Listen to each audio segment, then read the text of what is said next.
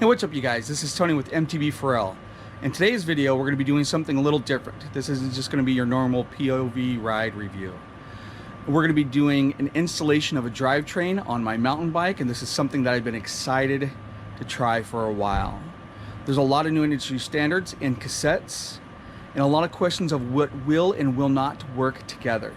So today what I'm going to try to do is do a Sram GX drivetrain, but I'm going to be using the Sunrace 51-tooth cassette. One of the big things that's always held me back from buying a Sram drivetrain is that cassette on the climbing gears jumps from a 42-tooth up to a 50-tooth, and I don't like that 42-tooth. Right now I'm riding an 11-speed with a 46-tooth cog, and that's a great climber until I get into the really steep stuff, and then it's just not enough. So that 50-51 tooth is going to supplement that good climbing that I want, and I'm going to be upgrading this to a 12-speed drivetrain. This is really exciting for me because this is going to fit on the Shimano 910 11-speed hub, not the micro spline hub, but their original hub. So not only am I going to be able to do this upgrade at a great price with the new standards in the industry, but I'm also not going to have to buy a new rear wheel to do it. Still not 100% if all this will work because so many of these components are so new out there, and there isn't a lot of information on what is or is not compatible. But this is going to give me a Sram drivetrain with the Shimano drivetrain climbing gear range. It's not going to give me that full 510 or 520. It's not even going to give me a 500% range. It's going to give me 464. But what matters to me is that I have the better climbing gears in this range. I also need to cover that I am not sponsored by any of the companies in the videos. I'm not sponsored by any distributors. I may link in the description down below, and nobody is paying me to make this video. This is going to be all of my personal experience while doing this one build, and I am not a professional bike tech, even though I have 20 years of doing it to all my bikes. With all that said, let's get this build started. Let's rock and roll. What's up you guys? Tony with MTB4L. Check it out. Doing some upgrades to the bike, some much needed upgrades. Doing a whole new drivetrain, and we've got something special we're putting on. Not a 46 tooth, not a 50 tooth, but a Sunrace cassette that's supposed to work with this NX GX combined kit that I'm putting on my bike. Got to make sure you have the right tools for the job. Alright you guys, I'm going straight into the meat and bones of this project. Replacing my bottom bracket. You guys have heard it squeaking like hell on my videos. This is going to be my first time doing a bottom bracket. Alright, here it is. Ready? This is going to be so satisfying. Oh yeah, look at that. Nice and smooth. That's what she said. Alright, it's all coming together. Coming together like butt cheeks. My first installation of a bottom bracket with new cranks, with the Sram cranks. Very good. Everything went smoothly. Luckily, I seem to have bought the right part so far. Looks pretty. I'm stoked. I can't complain. Cool, cool, cool. All right, next we're on to the rear derailleur. Bye-bye, XT. I love you, Shimano. Next, for a solid piece of advice. Anytime you're installing a new rear derailleur, or replacing a whole drivetrain like this, make sure and pick up a new derailleur hanger. The derailleur hanger is designed to bend and break in the event of a crash, so your frame of your derailleur does not. Even if your bike is shifting fine, pick up a second one of these, install it with your new drivetrain to make sure everything's perfectly lined up. And if you think your old one's still good, keep it in your camel pack or fanny pack or whatever you're wearing out there on the trail, just so you have a backup. It'll save you a lot of miles of walking. Alright, time for the next component unboxing. The derailleur. Bom, bom, bom, bom. Ooh, so pretty. Oh, and it did come with one of these tools. Thank God. I was thinking I never went to the shop and got one of those. I was going to have to wing it, but now I don't. So we're making sure to orient this correctly on our derailleur hanger that you can see right here. We are attaching the derailleur All right, let's back that out a little bit. The derailleur to the derailleur hanger that holds it onto the frame. And you got to make sure that, I believe this is called the B screw, relimiter screw, that this is oriented correctly. You can see this little hinge where that backs up to there. That tells you your derailleur's on the right side, and that screw is actually what backs out the derailleur. But you got to make sure that's sitting in the right spot. That looks good. Unboxing another new piece. GX Eagle.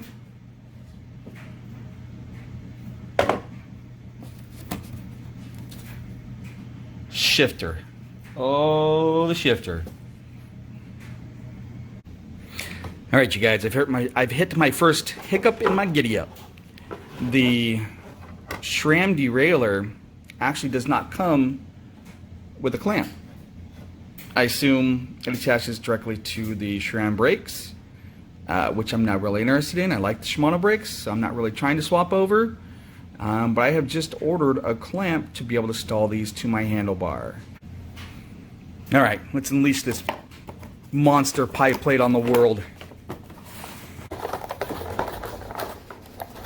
Hopefully this thing doesn't go sliding everywhere. Oh yeah. Look at that mamma jamma. That thing is huge. Huge. There's the old pipe plate. There's the new pipe plate. A little perspective on how much larger 50-something tooth, 51 tooth for those of you that have figured out by now, how much larger a 51 tooth is than a 46 tooth.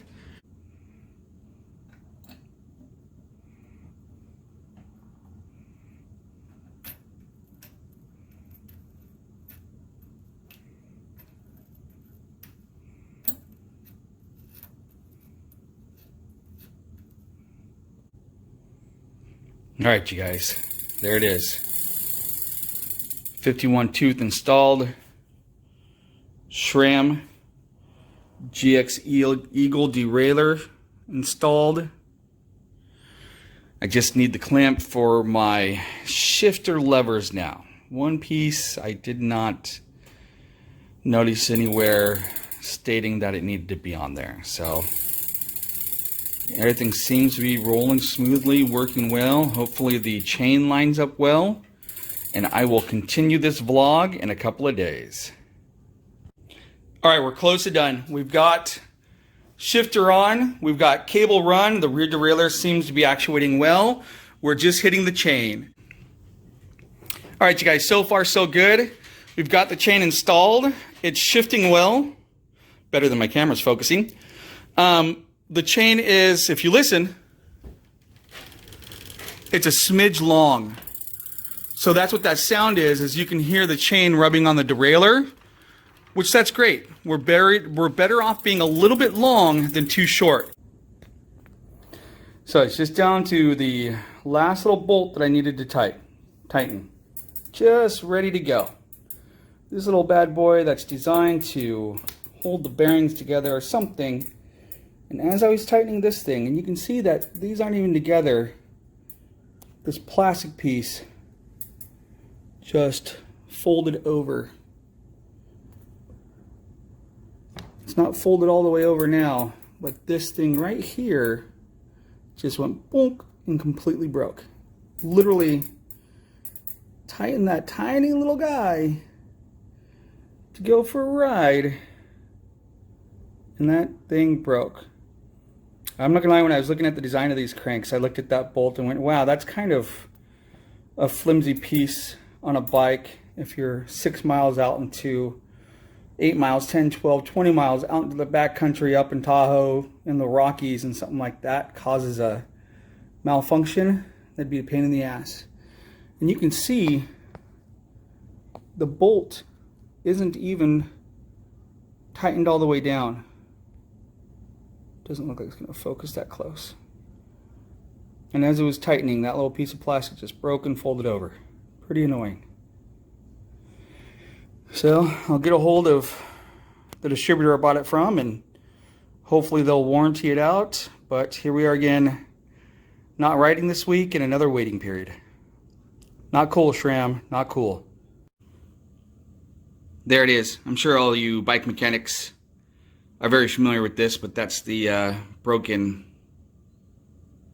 whatever adjuster crap. Sram, seriously, better materials, come on. All right, you guys, here we go. It's day 3 of the build. I've just gotten my replacement preload adjuster kit in the mail. Sram, like I said, this should be better quality materials. This should be better quality materials, Sram. That's it. Simple. It should not break that easy, period. But outside of that, I've got 3 different Sunrace cassettes here. I've got the 50-tooth that actually came as a package deal from Worldwide Cyclery, which I'm not going to use. The reason I was never interested in the normal Sram NX GX whatever cassette is because it jumps from 42-tooth to 50-tooth. And 42-tooth for a long climb, I just don't feel like it fits the bill. I like a 46-tooth.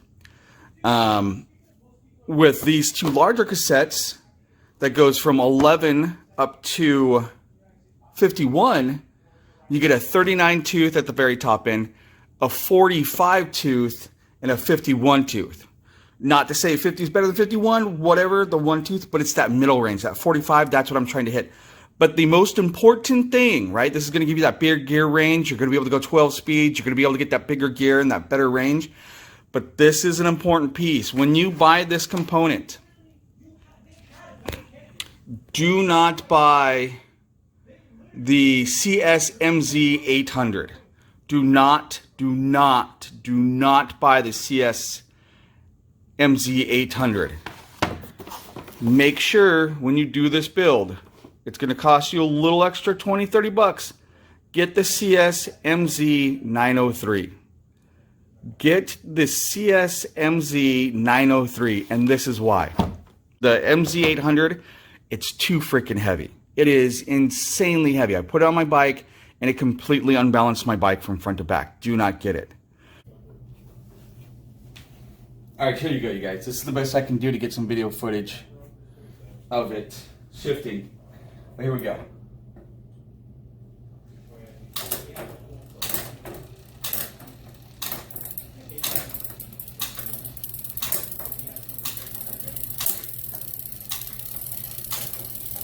You guys can hear that, it's nice and smooth.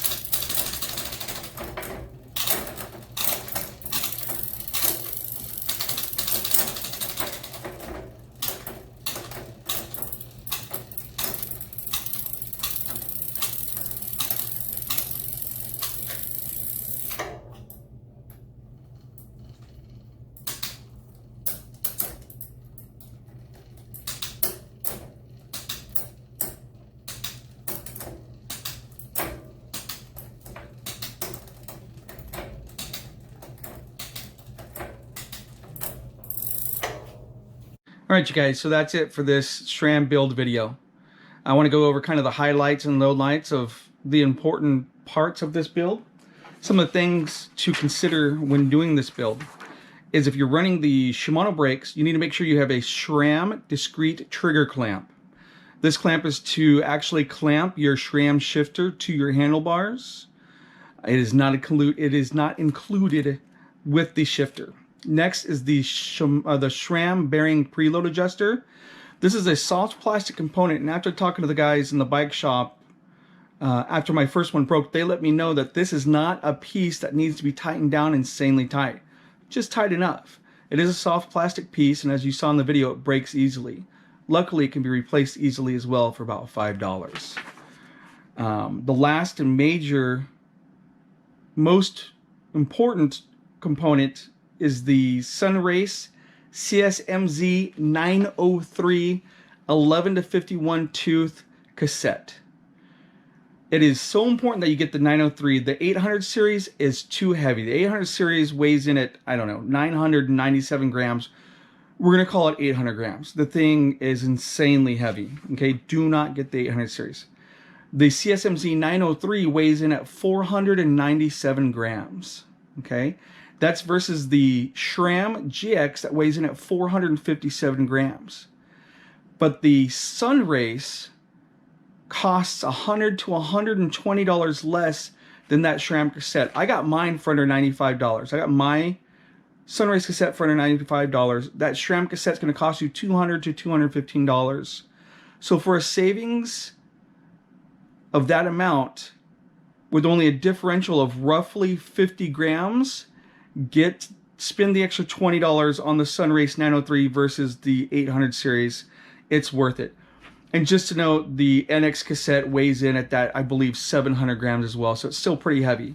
But I am a huge fan of this Sunrace CSMZ 903 rear cassette, because like I've said multiple times in this video, for the climbing gears, it gives me a 39 tooth to a 45 tooth to a 51 tooth.